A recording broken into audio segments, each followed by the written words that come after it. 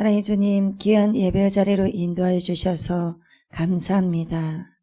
이 시간 우리를 구원하여 주신 주님의 이름을 높이며 주님께 찬양과 경배를 드립니다.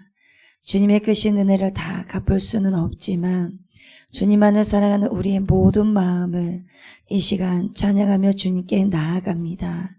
찬양하는 우리의 모든 입술의 찬양들을 기뻐받아 주옵소서. 이 시간도 우리와 함께 하시고 살아서 역사하시는 우리 주 예수 그리스도의 이름으로 기도합니다. 아멘.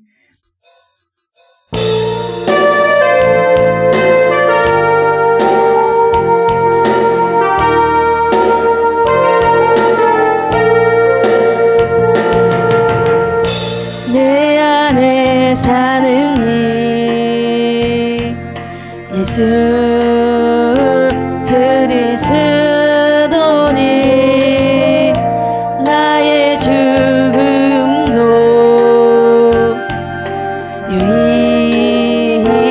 유익함이라. 나의 왕 내 노래 내 생명 또 내 기쁨 나의 힘 나의 것 내 평화 나의 주. 내 안에 사는 이 내 안에 사는 이 예수 그리스도니 나의 죽음도 내 안에 사는 이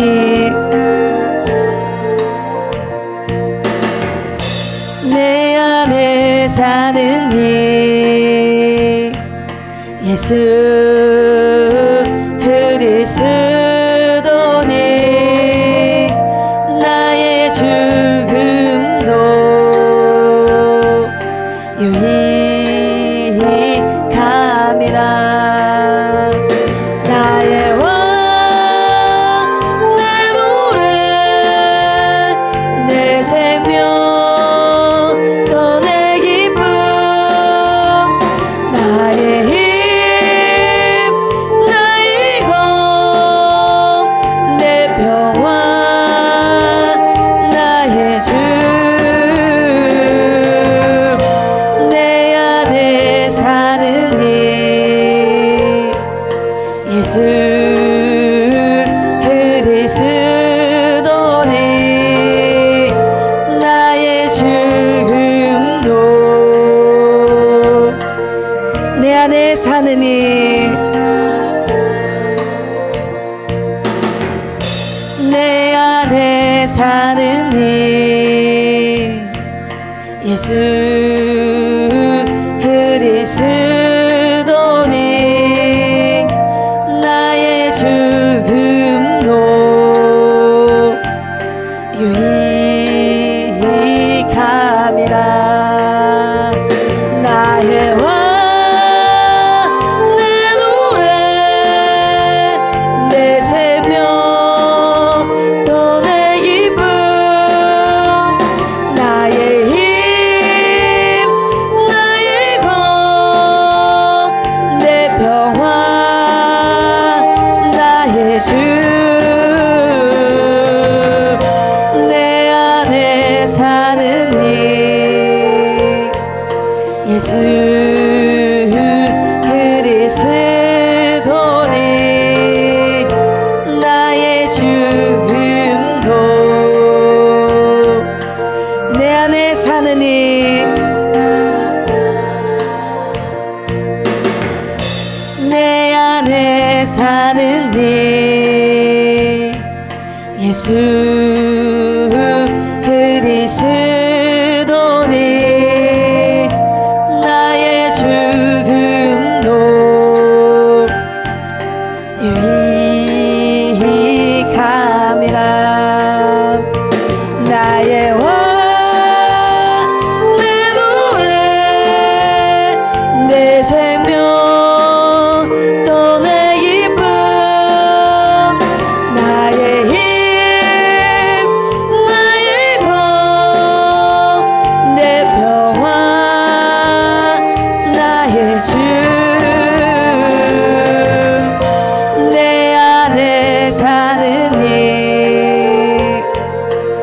예수 그리스도니 나의 죽음도 내 안에 사느니 내 안에 사느니 예수 그리스도니 나의 죽음도 유익함이라 나의 왕 내 노래 내 생명 또 내 기쁨 나의 힘 나의 것 내 평화 나의 주 내 안에 사는 길 예수 그리스도니 나의 죽음도 내 안에 사느니 내 안에 사느니 예수 그리스도니 나의 죽음도 유익함이라 나의 왕 내 노래 내 생명 또 내 기쁨 나의 힘 나의 것 내 평화 나의 주 내 안에 사는 일 예수 그리스도니 나의 죽음도 유익함이라 네.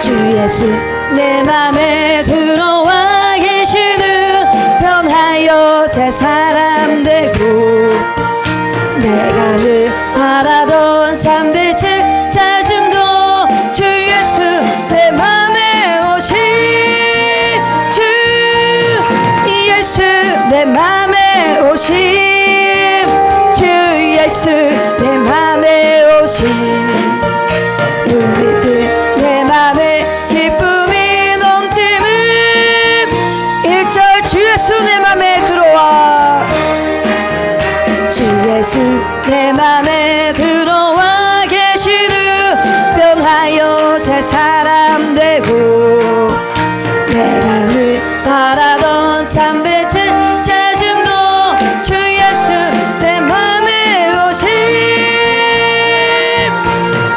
예수 내 맘에 오신 주 예수 내 맘에 오신 눈빛 내 맘에 기쁨이 넘치는 2절 주 예수 내 맘에 들어와 주 예수 내 맘에 들어와 계시는 망령된 행실을 끊고 너는 것보다도 더 많던 내 죄가 눈보다 더 이어져네 주 예수 내 맘에 오심 주 예수 내 맘에 오심 눈빛 내 맘에 기쁨이 넘치는 2절 주 예수 내 맘에 주 예수 내 맘에 들어와 계시는 망령된 행실을 끊고 머리털보다도 더 많던 내 죄가 눈보다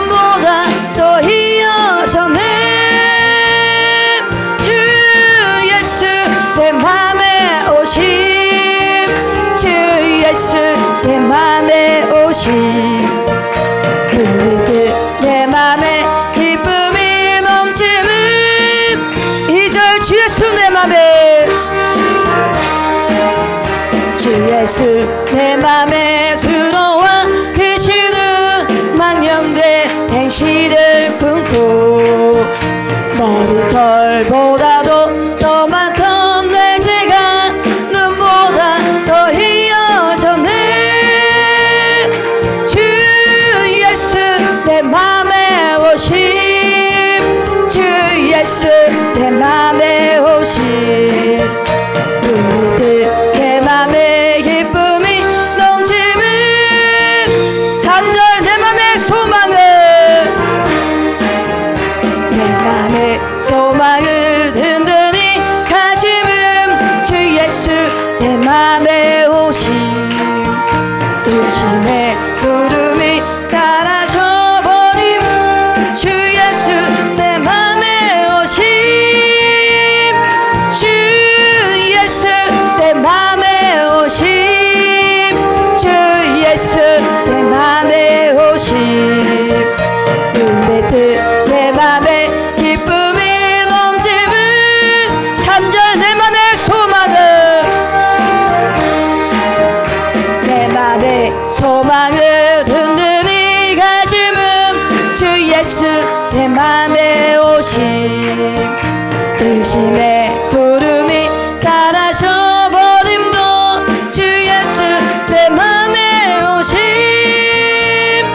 주 예수 내 맘에 오심, 주 예수 내 맘에 오심. 우리들 3절 내 맘의 소망을,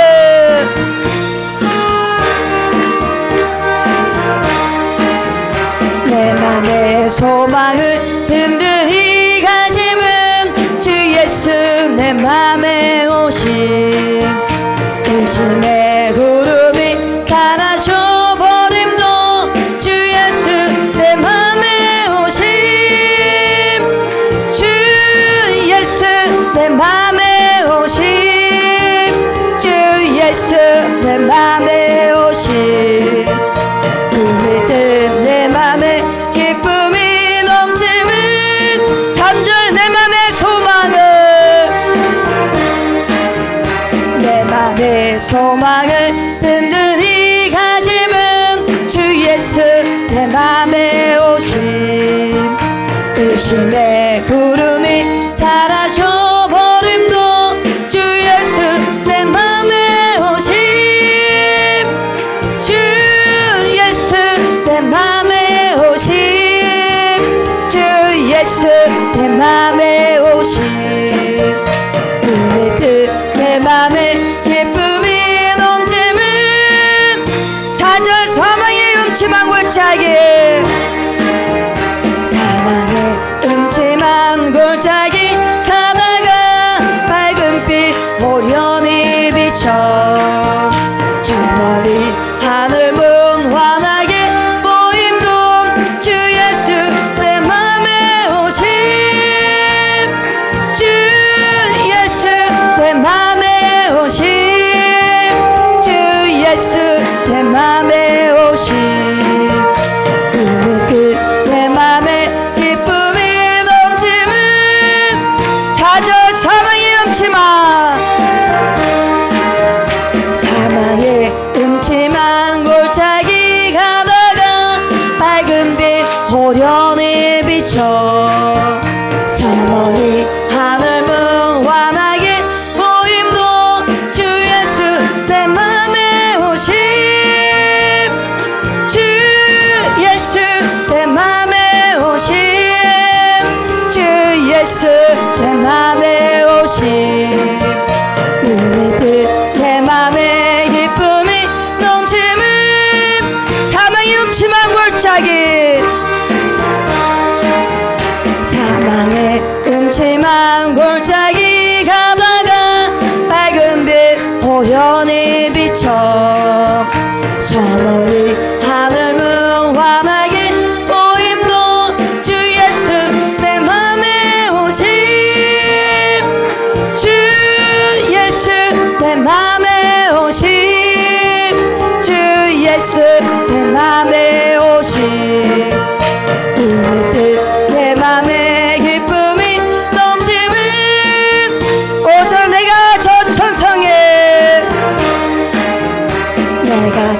저 천성에 올라가 살기는 주 예수 내 맘에 오심. 천성에 올라가 주님을 베리님 그 기쁨. 주 예수 내 맘에 오심. 주 예수 내 맘에 오심.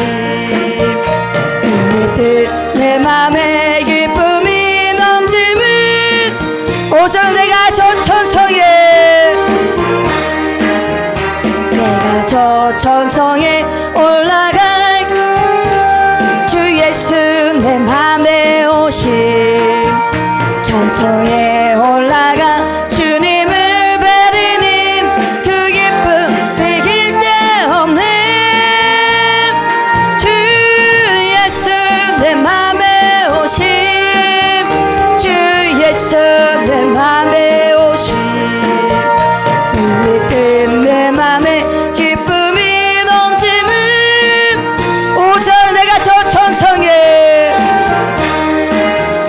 내가 저 천성에 올라가 살기는 주 예수 내 맘에 오심.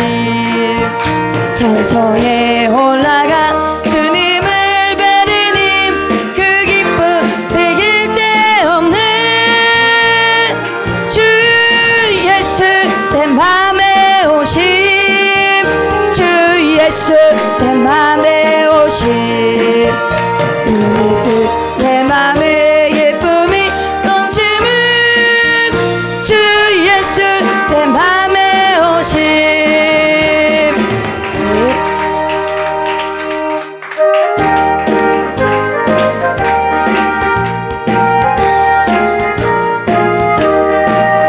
내 영혼의 햇빛이님 주 영광 찬란해.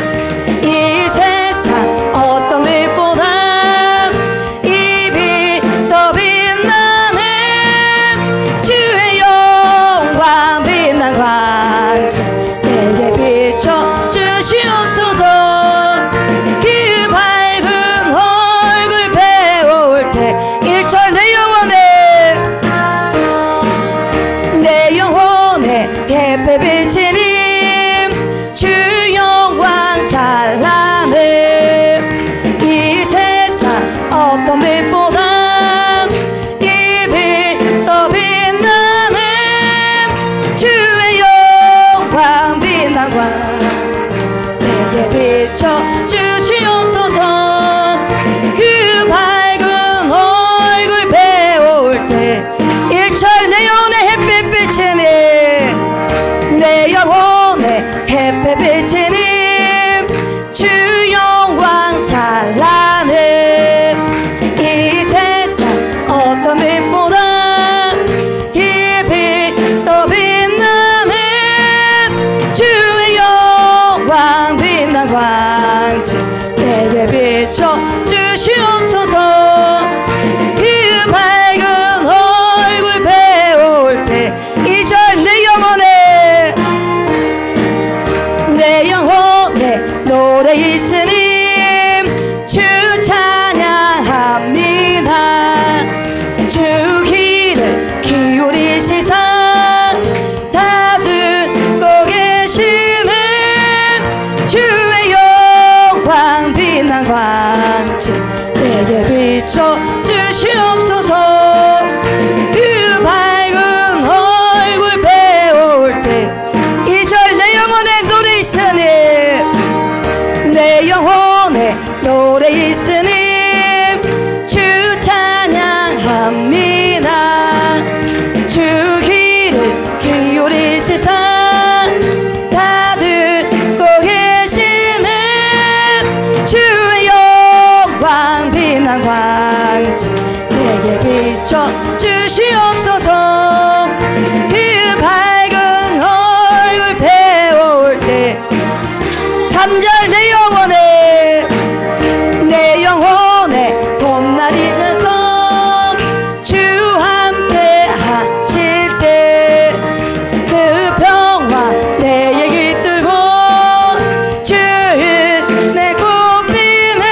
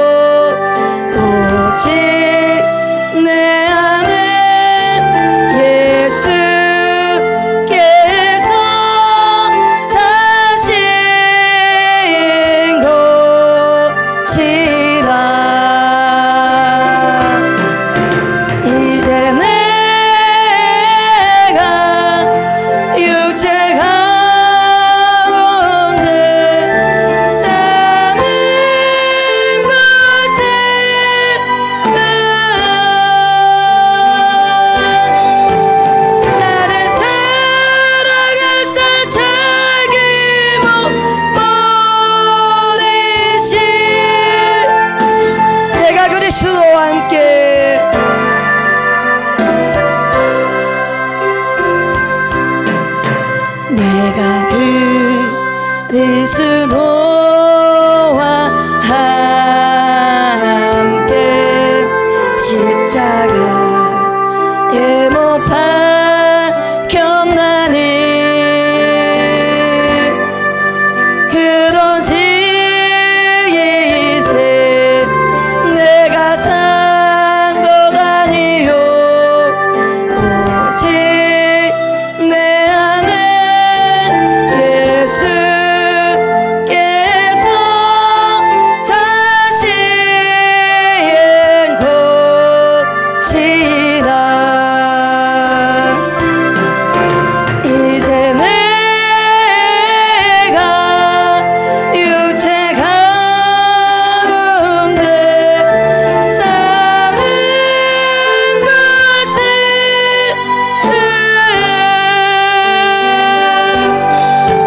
나를 사랑하사 참 힘없으신 내가 그리스도와 함께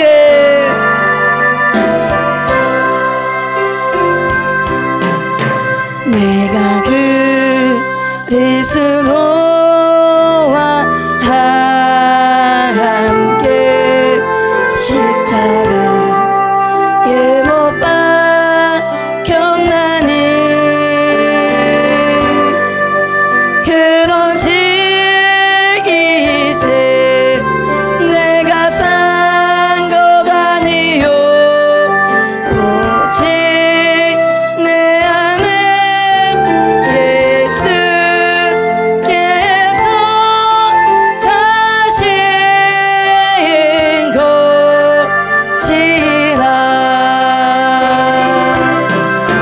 이제 내가 육체 가운데 사는 것은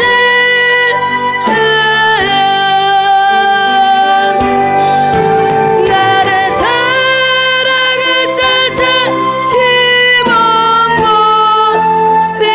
힘없으신 이제 내가 육체 가운데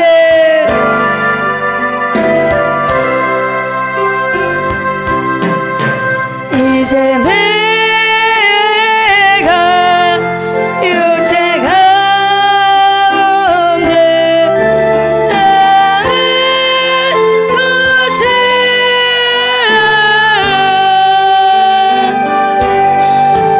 나를 사랑하사 참 힘없으신 이제 내가 육체 가운데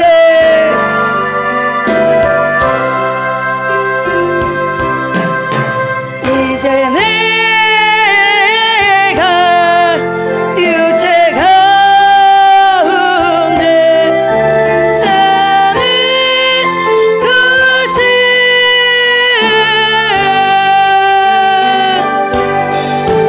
나를 사랑하사 참 힘없으신 예수 위에 살 것이라.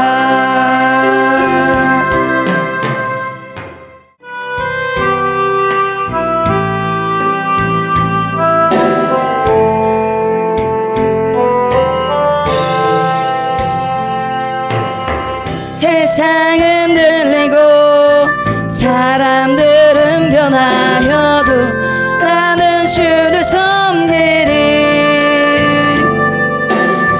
주님의 사랑은 영원히 변하지 않네. 나는 주를 신뢰해. 오직 믿음으로 내가 살리라. 오직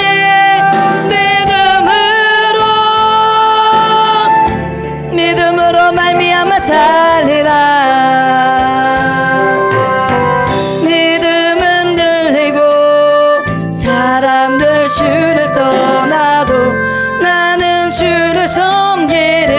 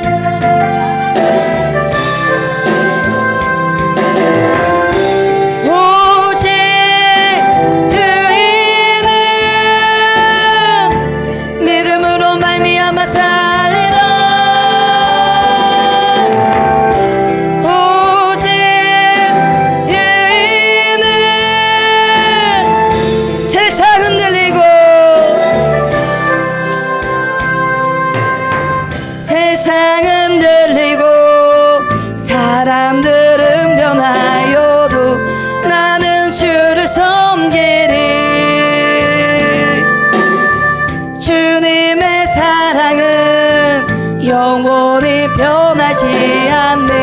나는 주를 신뢰해. 오직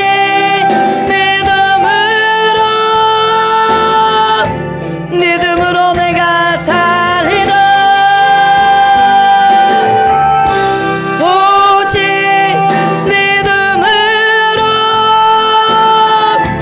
믿음으로 말미암아 살리라. 믿음은 들리고 사람들 주를 떠나도 나는 주를 섬기네. 주님의 나라는 영원히 쇠하지 않네. 나는 주를 신뢰해. 오직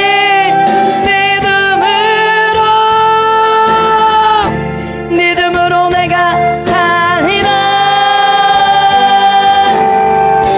오직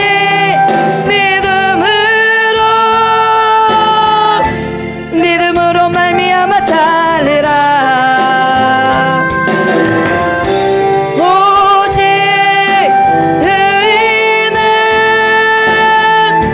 의인은 믿음으로 말미암아 살리라. 오직 의인은 세상은 들리고 세상은 들리고 사람들은 변하여도 나는 주를 섬기네. 주님의 사랑은 영원히 변하지 않네. 나는 주를 신뢰해. 오직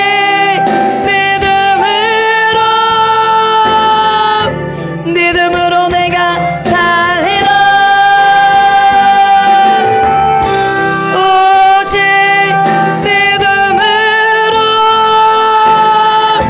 믿음으로 말미암아 살리라. 믿음은 들리고 사람들 주를 떠나도 나는 주를 섬기리. 주님의 나라는 영원히 쇠하지 않네.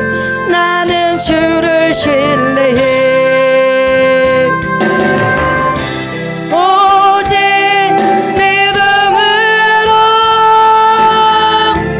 믿음으로 내가 살리라. 오직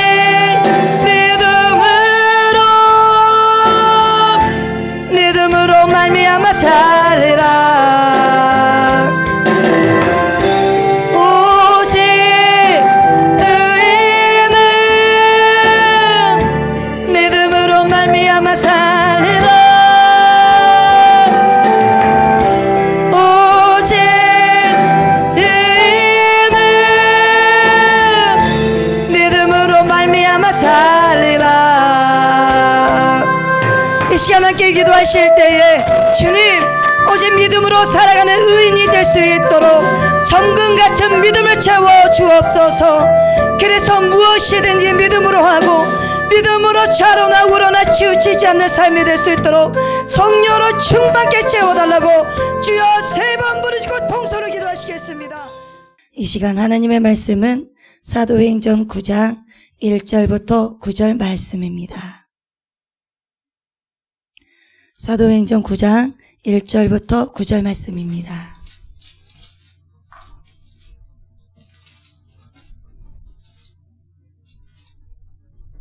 교독하시겠습니다. 사울이 주의 제자들에 대하여 여전히 위협과 쌀기가 등등하여 대제사장에게 가서 다윗의 영을 해당에 가져갈 공문을 청하니 이는 만일 그 도를 따르는 사람을 만나면 남녀를 막론하고 결박하여 예루살렘으로 잡아오려 하니라. 사울이 길을 가다가 다메섹에 가까이 이르더니 호련히 하늘로부터 빛이 그를 둘러 비추는지라. 땅에 엎드러져 누르매 소리가 있어 이르시되 사울아 사울아 내가 어찌하여 나를 박해하느냐 하시거늘 대답하되 주여 누구시니까? 이르시되 나는 내가 박해하는 예수라. 너는 일어나 시내로 들어가라 내가 행할 것을 내게 이를 자가 있느니라 하시니 같이 가던 사람들은 소리만 듣고 아무도 보지 못하여 말을 못하고 서 있더라. 사울이 땅에서 일어나 눈을 떴으나 아무것도 보지 못하고 사람의 손에 끌려 다메섹으로 들어가서 사흘 동안 보지 못하고 먹지도 마시지도 아니하니라. 아멘. 사도행전 9장은 사도행전 전체에서 굉장히 유명한 장입니다. 그래서 어떻게 보면 성경 전체에서 가장 유명한 장 중에서 하나라고 볼 수가 있습니다. 그 이유는 오늘 9장에서 사도 바울이 회심하는 장면이 나옵니다.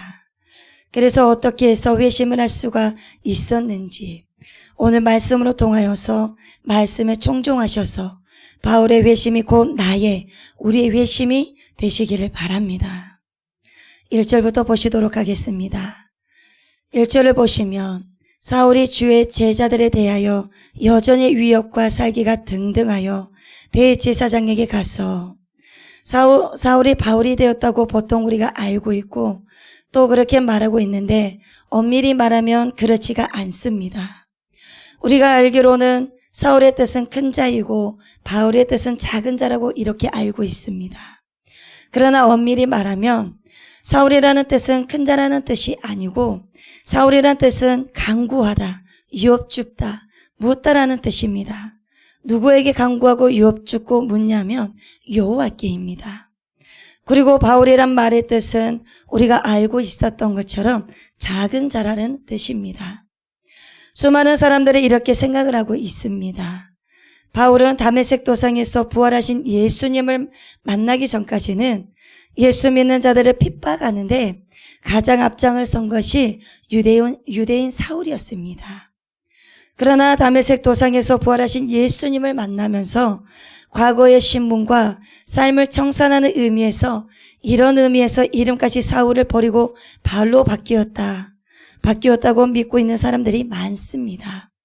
그런데 그것도 정확히 말씀드리면 그렇지 않습니다.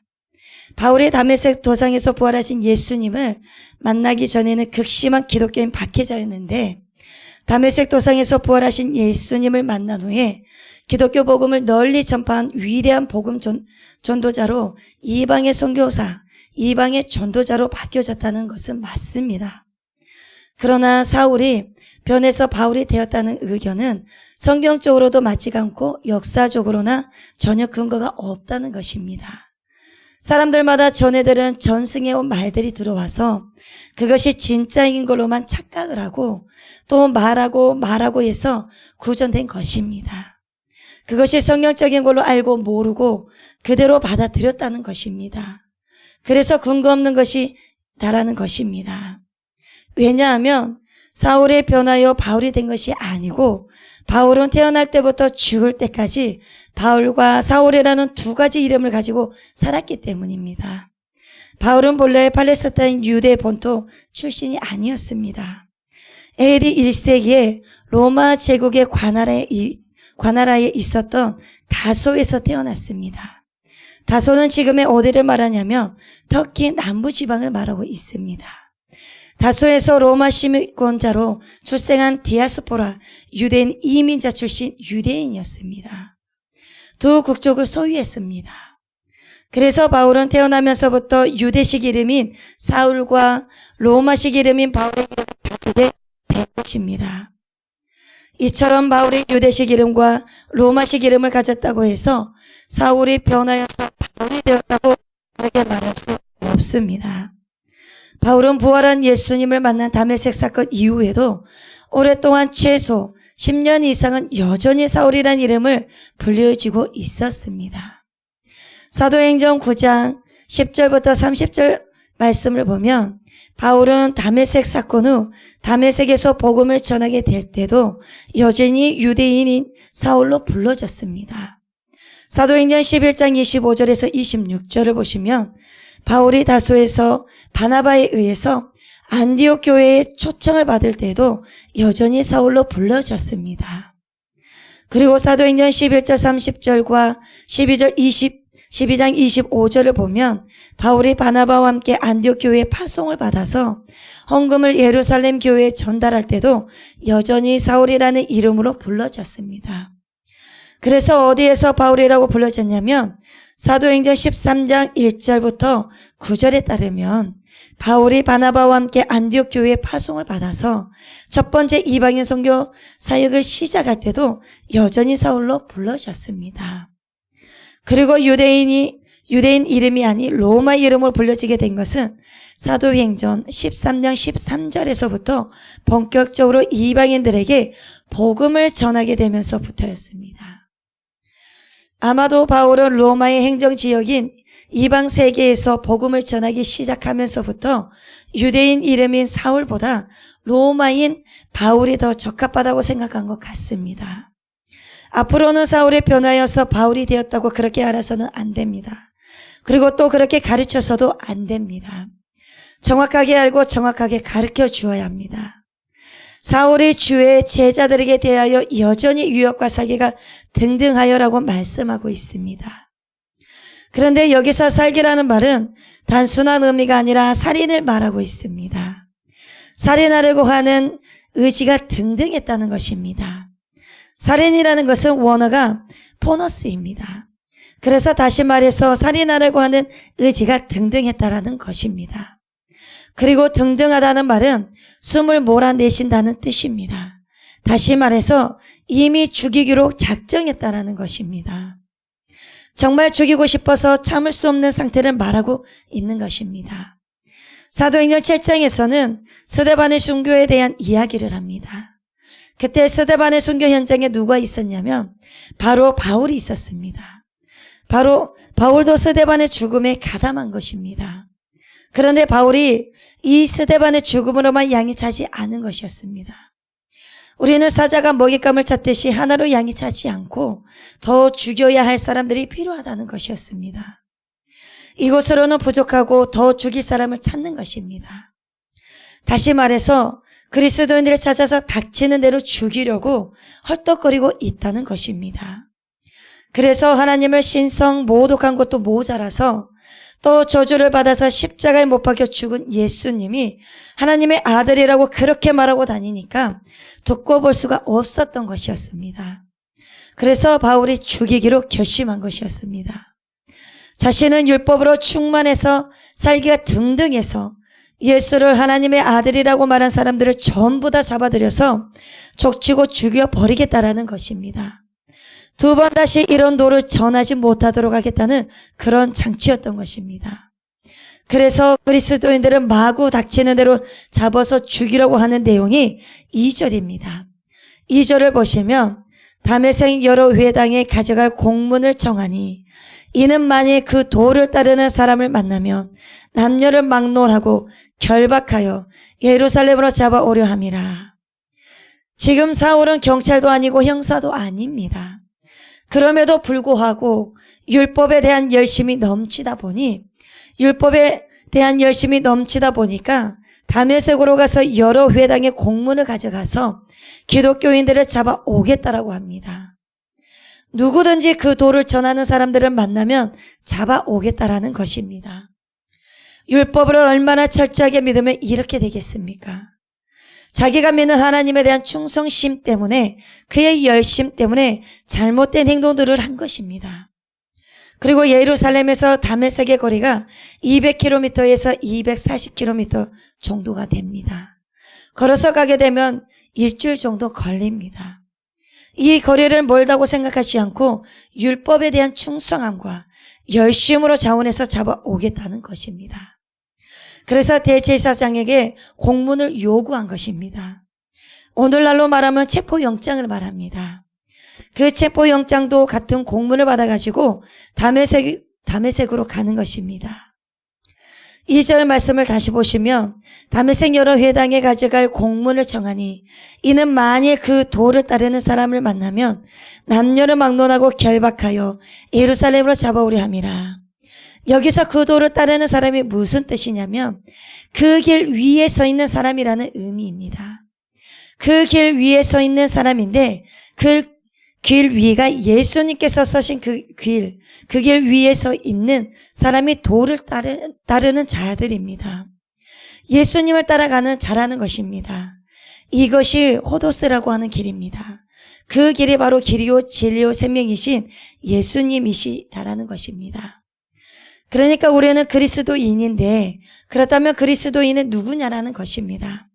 바로 그 길을 걷는 사람이 바로 그리스도인이라는 말입니다. 그리스도인은 예수님이라고 하는 그분의 길에 서 있는 사람들입니다. 그 도를 따르는 사람이라는 것은 원문 그대로 번역하면 그 길 위에 서 있는 사람이라는 뜻입니다. 그래서 보면 바로 알 수가 있는 것입니다. 저 사람이 어디에 서 있는지 바로 보입니다. 아, 저 사람 예수 위에 서 있구나 싶으면 바로 잡아오는 것이었습니다. 그래서 남녀를 막론하고 예수를 믿는 그리스도인들을 다 잡아들인 것이었습니다. 이 당시에는 남자는 굉장히 존중받는 시대였습니다. 그러나 여자는 굉장히 박해를 받는 시대였습니다. 그러나 이때만큼은 남녀 모두 다 그리스도인들 안에서는 동등하게 많은 사람들이 예수님을 잘 믿었다는 것을 알 수가 있습니다. 그리고 예루살렘에서 다메섹이 200km에서 240km 떨어져 있는데 여러 회당의 그리스도인들이 있었다는 것입니다. 이 사람들이 바로 예루살렘에서 박해를 받았을 때 멀리 몸을 피해 도망간 디아스포라였습니다. 심한 박해로 통해서 도망을 가서 이들이 복음을 증거를 했습니다. 그래서 이들이 복음을 증거를 해서 거기서 더 많은 사람들이 예수를 믿게 되었습니다. 그러니까 사울은 참을 수밖에 없는 것이었습니다. 왜냐하면 예루살렘을 핍박하면 없어질 줄 알았는데 자기 생각과 다르게 점점 더 많아지다 보니까 이들의 세력이 위협적으로 느껴져서 그랬는지 더 많은 사람들에게 복음의 도가 전해지지 않도록 하기 위해서 남녀노소 할 것 없이 다 잡아서 죽이기로 마음을 먹은 것이었습니다. 이 얼마나 악질스럽고 놀랍고 끔찍한 계획입니까? 그래서 더 핍박을 하고 더 핍박을 하였습니다. 1절에 보면 여전히 위협과 사기가 등등하여라고 나옵니다. 여기서 여전히라는 단어가 중요합니다. 사울이 지금 잠깐 동안만 사람을 죽이려고 하는 잘못된 믿음을 가지고 있어서 그런 것인가? 그것이 아니다라는 말입니다. 여전이라는 단어는 사울이 원래부터서 스데반을 죽이는 현장에 있을 때부터 그리고 그 이후로도 계속해서 사울의 전성 자체가 사울의 심성 자체가 내가 믿는 신앙을 위해서라면 사람을 잡아서 죽이는 것이 아무렇지도 않았다라는 것입니다. 그것을 보여준 단어가 바로 여전입니다. 사울이 이렇게 자기 신념 하나로 사람을 죽이고 사람을 가두고 사람을 잡고 사람을 쫓아다니는데 전혀 거리낌이 없었다는 것이 왜 중요하냐면요. 그러한 사울을 누가 찾아와서 만나주셨습니까? 바로 예수 그리스도께서 찾아오셔서 만나주셨습니다. 예수님이 사울을 만나주심으로 그런 정말 악독한 사람을 자비와 긍휼이라고는 찾아볼 수 없는 그런 사울을 주님이 만나주심으로 하나님의 사람으로 선용하셨다는 것입니다. 다시 말해서 하나님의 사람으로 쓰셨습니다. 그래서 이것이 참 중요한 것입니다. 그래서 우리가 진짜 예수님을 만나야지만 변할 수가 있다라는 것을 알 수가 있습니다. 악질인 사울처럼 자비도 긍휼도 없는 이런 사람한테도 주님께서 친히 찾아오셔서 복음을 위해서 목숨을 거는 아름다운 인생으로 살아가는 것을 우리가 보면서 우리도 참된 예수 그리스도를 만나야지만 변화될 수 있다는 것을 알고 주님을 진짜 만나야 된다는 말입니다. 진짜 주님을 만나지 않고서는 우리는 변할 수가 없습니다. 그래서 바울이 정말 대단한 인물인 것 같지만 그렇지 않다는 것입니다. 우리는 이 본문에서 바울의 위대함을 보려고 하는 것이 아니라 사악하고 악랄한 이 사울을 우리 부활의 예수님께서 만나 주셔서 이렇게 차디찬 사람도 살기가 등등한 사람도 주님이 만나 주시면, 주님의 손에 도구로 잡혀지면 이렇게 귀하게 쓰임을 받을 수도 있구나를 우리가 보실 줄 알아야 합니다. 그리고 예수 그리스도를 만난 사울이라고 하지만 더 정확히 말하면 죄인인 사울을 하나님이 예수 그리스도께서 만나 주셔서 그 삶을 완전히 변화시켜 주셔서 회개하고 새로운 사람으로 만들어서 쓰셨다는 것을 우리가 두 눈을 크게 열고 보셔야 됩니다. 여러분, 인간은 전혀 가능성이 보이질 않습니다. 사울은 여전히 살기가 등등한 사람, 몹쓸 사람입니다. 여전히 폭력적이고 여전히 상식이 없는 사람이고 염치도 없는 사람입니다. 정말 다른 사람들이 생각할 때에 저 사람은 절대로 예수를 믿을 사람이 아니라고, 그리고 저런 사람이 예수를 믿을 수가 없다고, 믿어서도 안 된다라고 생각한 사람이 바로 사울이었습니다. 이 사울은 예수 믿는 사람들을 핍박하기 위해서 지금도 쓸데없는 열심을 내서 예수님의 그 길에 서 있는 사람들을 잡으러 가는 그 길 가운데 있는 것입니다. 3절을 보시면 사울이 길을 가다가 다메섹에 가까이 이르더니 호련히 하늘로부터 빛이 그를 둘러 비추는지라. 이때가 시간이 종우쯤 되었습니다. 12시쯤 되었는데 이 시간은 대단히 밝은 낮입니다. 대단히 밝은 낮인데 태양보다 더 밝은 빛이 그를 둘러 비쳤다라는 것입니다. 이 빛을 우리가 보면, 이 빛이 저와 여러분들을 둘러 비추면 어떤 반응이 우리에게 나타날까요? 4절입니다. 땅에 엎드려져 들으매 소리가 있어 이르시되 사울아 사울아 네가 어찌하여 나를 박해하느냐 하시거늘. 빛이 둘러 비추자 사울은 이 땅에 엎드려졌습니다. 이게 무슨 의미냐면요, 이것으로 인해서 사울은 눈이 멀어져서 며칠 동안 앞을 보지 못합니다. 빛의 역할은 우리로 하여금 무언가를 자세히 보도록 하는 것입니다. 빛이 있어야 사물이든 사람이든 무엇이든지 정확하게 관찰할 수가 있고 볼 수가 있는 것입니다. 그런데 이 빛이 없으면 정확히 관찰하기가 어렵습니다. 그런데 아이러니하게 빛을 봤는데 그 빛을 본 사람의 눈이 멀어버립니다. 그리고 땅에 마음이 엎드려집니다. 여러분, 빛의 속성은 만물을 확 드러내는 것입니다. 그러나 어둠에 있으면 잘 보이지가 않습니다.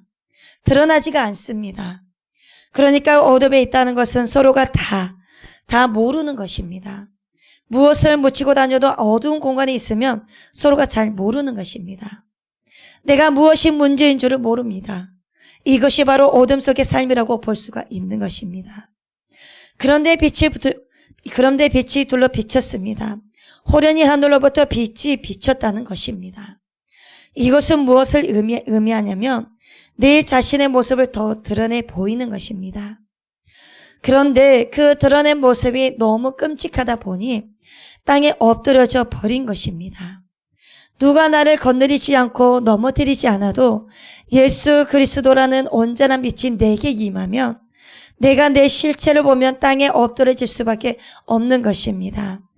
지금 이 사울은 하나님 앞에서 겸손하기 때문에 이 자세를 취한 것입니다. 사울의 훌륭해서도 아닙니다.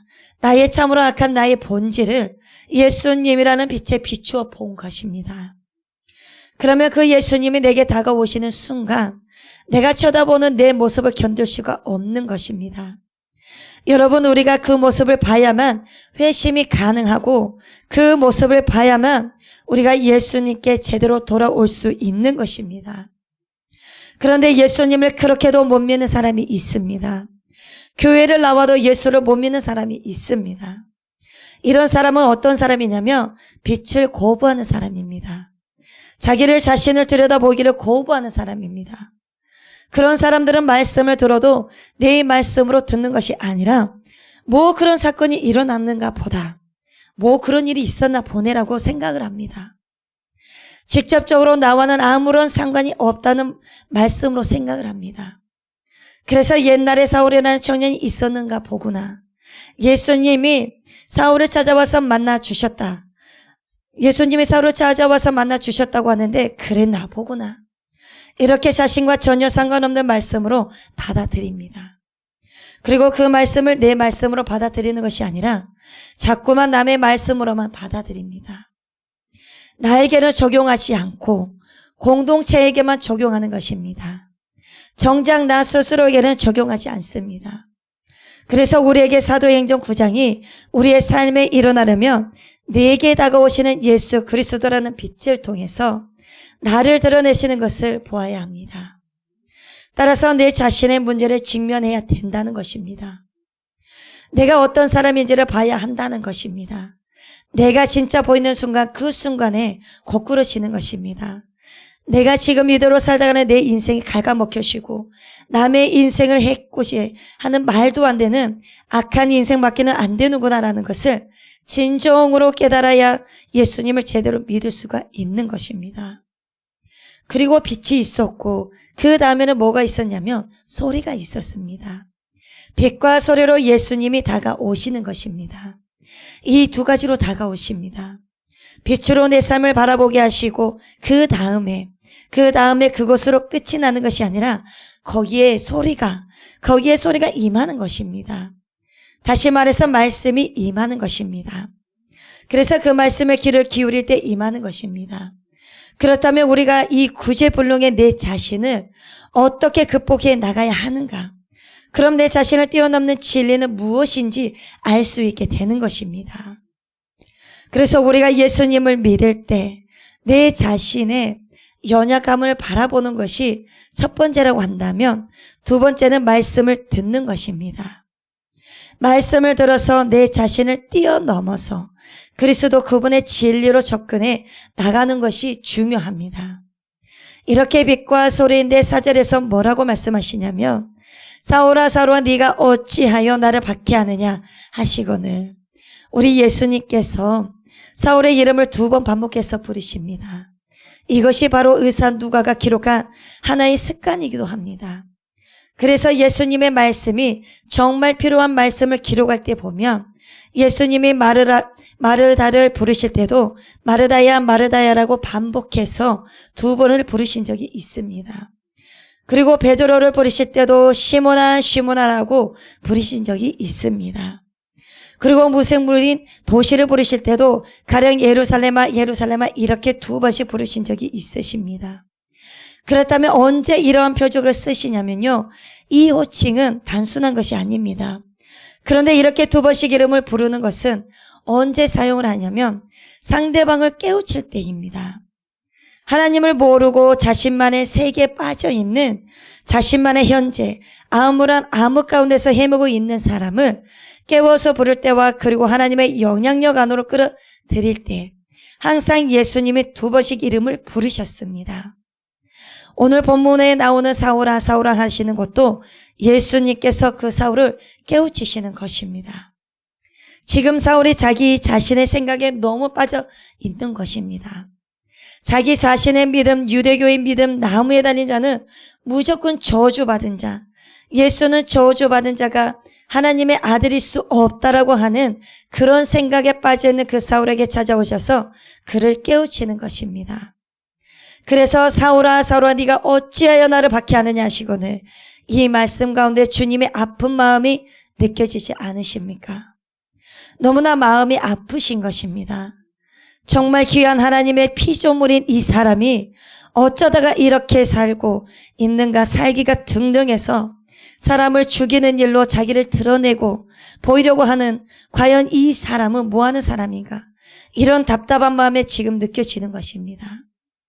사울아 사울아 이렇게 2번 우리의 이름을 부르시면서 다가오시는 예수님을 우리가 만나야 합니다. 그냥 형식적으로 부르는 이름이 아니라 정말 답답해서 정말 너무 사랑하셔서 정말 그 영혼을 건지시고 구원하시고 싶으셔서 예수님은 사울아 사울아 2번 이름을 부르시면서 다가오시는 것입니다. 그러면서 네가 어찌 나를 박해하느냐라고 말씀하시는 것입니다. 사울이 언제 예수님을 박해했습니까? 사울이 생전에 예수님을 만난 적도 없는데 언제 예수님을 박해했습니까? 엄밀히 말하면 예수님을 박해한 것이 아니라 예수님을 믿는 제자들을 박해했습니다. 그런데 제자들은 누구입니까? 바로 교회입니다. 그러니까 예수님은 네가 나의 제자들을 박해하는 것은, 교회를 박해하는 것은 곧 나를 박해한 것이라고 말씀하고 있는 것입니다. 그러니까 교회는 예수 그리스도의 몸이고 제자들은 예수 그리스도의 백성이고, 다시 말하면 그들을 박해하는 것은 예수님을 박해하는 것이라고 말입니다. 여러분, 이 말씀이 바로 우리에게 엄청난 큰 소망이 있는 메시지라고 할 수가 있습니다. 많은 사람들이 교회 다니는 사람들을 무시하고 교회 다니는 사람들을 문제 있는 것처럼 바라볼 때, 그것은 우리를 욕하는 것이 아니라 그것은 우리의 머리가 되신 예수 그리스도를 욕하는 것입니다. 우리를 모욕할 때 교회의 머리가 되신 그리스도 예수님을 모욕하는 것입니다. 그러니까 예수님께서 손 놓고 가만히 보고만 있지 않으십니다. 이 시대를 본받지 말라고 했는데 이 세대를 너무나도 본받습니다. 음란하고 방탕하지 말라고 했는데 음란하고 방탕하고 도둑질하고, 하나님의 시간들을 얼마나 도둑질하고 방탕합니까? 그래서 이러한 사울을 찾아가신 것처럼 그런 사람들에게 찾아가셔서 반드시 네가 어찌하여 나를 박해했느냐고, 박해를 하느냐라고 주님이 물으시는 것입니다. 그리고 여기서 중요한 것이 있습니다. 오늘 나오는 사울이라는 인물이 어떤 자격이 있어서 그가 바울이 된 것이 아니라는 것입니다. 사울이 사도가 될 만한 충분한 어떤 사회적인 지명도나 아니면 그의 마음의 자세나 그가 정말로 회심하고 마음의 결정을 하고 바뀐 게 아니다라는 것입니다.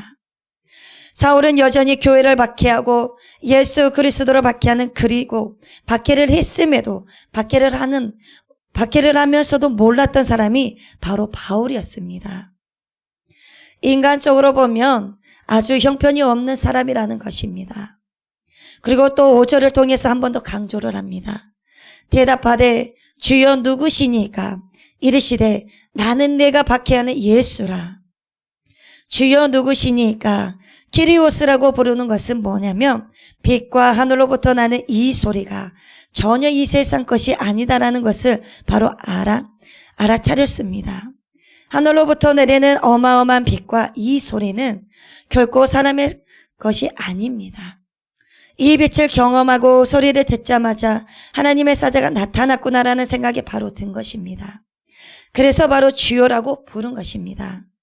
그러면서 누구십니까? 당신이 하나님의 천사입니까? 그러면 가브리엘 천사입니까? 아니면 미가엘 천사입니까? 도대체 누구신데 저에게 이렇게 접근하십니까? 라고 물으니 나는 네가 박해하는 예수라.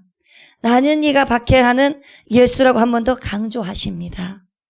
이것은 무엇을 말해주냐면 나는 진실로 네가 박해하는 그 대상이 예수다라는 것입니다. 사울 입장에서는 빼도 박도 못하도록 나는 예수를 박해하고 교회를 박해한 너무나 악독한 인물이었다라는 건 말입니다. 많은 사람들이, 그리고 우리들이 사도 바울을 너무 미워해서 사도 바울을 너무 위대한 사람으로 띄어서 성경을 어떤 위인전처럼 읽은 경험들이 많습니다. 그래서 사도 바울은 너무 훌륭해서 이 사람이 예수님을 믿기로 작정을 하고 자기 이름이 사울이라는 이름을 버리고 작은 자 겸손한 사람을 새롭게 출발했다라고 사도 바울을 이렇게 포장을 하고 있는 것입니다. 그런데 그렇게 대단한 바울이 아니었습니다. 바울도 죄인 중에 괴수다고 말한 것처럼 딱 자신을 너무나 잘 표현한 것입니다. 그냥 그가 겸손해서 그렇게 자신을 말한 것이 아니라 하늘로부터 임한 어떤 강렬한 빛에 의해서 자신이 누구이고 어떤 인간성을 가진 자기인지를 너무나 분명하게 보게 된 것입니다. 그래서 겸손해서 자신이 죄인 중 괴수라고 말한 것이 아니라 진실로 자신을 본 그대로 말한 것입니다.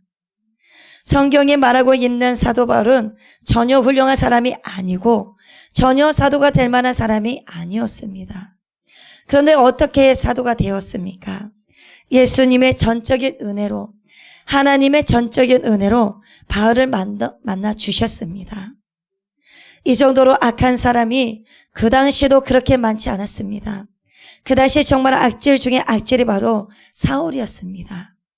그런데 우리 예수님은 그런 악질 중에 악질인 사울을 만나주시고 그에게 다가오시고 그를 변화시키시고 그에게 예수님을 바라보게 하시고 그를 사도로 바꿔주셨습니다. 그런데 왜 그렇게 하셨을까요? 왜 하필이면 이렇게 악질인 사울을 그렇게 지명하셨을까요? 그것은 아무도 모릅니다. 예수님께서 하신 것입니다. 이것은 아무리 내가 부족하고 가능성이 없다고 해도 나는 너 같은 사람도 버리지 않으신다라는 그런 메시지가 아닐까요? 내가 이렇게 살기가 등등한 사울도 불러서 변화시키는데 내가 왜 너를 부리지 않겠느냐라는 말입니다. 우리에게는 열등감이 있습니다. 사도 바울에 대한 열등감, 사도 베드로에 관한 열등감, 성경 인물에 관한 열등감이 있는데 그럴 필요가 없습니다. 훨씬 악하고 무시하고 가능성이 없는 사울을 예수님께서 만나주셨기 때문입니다. 예수님께서 만나주셨다고 한다면 저와 여러분들을 안 만나줄 이유가 없지 않습니까? 지금도 우리 예수님은 호련한 빛으로 다가오십니다. 그 빛은 나를 깨닫게 하고 나를 깨우치게 하고 주님을 바라보게 하는 것입니다. 그래서 저와 여러분들을 이렇게 사도 바울과 같이 사용하시기를 원하십니다. 우리가 전도를 하고자 하는 사람이 정말 말도 잘 안 듣고 고집도 세고 자기 주장도 강하고 교회 가자고 해도 안 먹힌다고 해도 너무 좌절하지 마시기를 바랍니다. 이렇게 악한 사울도 예수님께서 찾아가셔서 사도로 부르시고 선용하셨는데 그 사람은 더욱더 예수님께서 구원하실 가능성이 많은 사람일 것입니다. 그래서 포기하지 마시고 예수님의 사랑, 하나님의 그 크신 사랑과 계획을 믿으시면서 나에게 우리에게 맡겨주신 영혼들을 주님께로 인도하시는 신실한 일꾼들이 다 되었으면 좋겠습니다. 사울을 찾아가셔서 만나주신 예수님께서 저와 여러분들에게 이렇게 인격적으로 찾아오셔서 만나주시고 말씀해 주시고 변화시켜 주실 것을 날마다 소망하면서 믿음으로 살아가셨으면 좋겠습니다. 유대교에서 맹렬한 율법 수호자로서 예수님을 믿는 자들을 죽도록 핍박했던 사울의 삶이 예수님을 만남으로 완전히 변화되어서 오히려 죽도록 이방인을 사랑함으로 그들의 영혼을 사랑함으로 품은 전도자 바울의 삶으로 승화된 것처럼 저와 여러분들의 삶에 또한 예수 그리스도를 진정으로 만남으로 이 시대에 바울로의 삶을 살아가고 살아내는 그러한 영혼을 사랑하는 자들로 변화되어지기를 간절히 바랍니다. 기도하시겠습니다. 주님, 우리의 삶 속에서 날마다 주님을 갈망하고 주님을 의지하며 살아가는 삶이 될 수 있도록 은혜로 늘 인도하여 주옵소서. 그래서 진짜로 주님을 만나서 사울처럼 우리도 변화된 삶으로 주님의 길 위에서 온전히 살아가는 역전되는 주님의 제자로 살아가는 삶이 될 수 있도록 우리에게 친히 찾아와 주시옵소서. 그래서 그 소명을 잘 감당할 수 있도록 은혜 내려 주시옵소서. 우리의 기도보다도 더욱 응답하여 주실 예수님의 이름으로 기도합니다. 아멘. 하늘에 계신 우리 아버지여, 이름이 거룩히 여김을 받으시오며 나라가 임하시오며 뜻이 하늘에서 이루어진 것 같이 땅에서도 이루어지이다. 오늘 우리에게 일용할 양식을 주시옵고 우리가 우리에게 죄 지은 자를 사하여 준 것 같이 우리 죄를 사하여 주시옵고 우리를 시험에 들게 하지 마시옵고 다만 악에서 구하시옵소서. 나라와 권세와 영광이 아버지께 영원히 있사옵나이다. 아멘.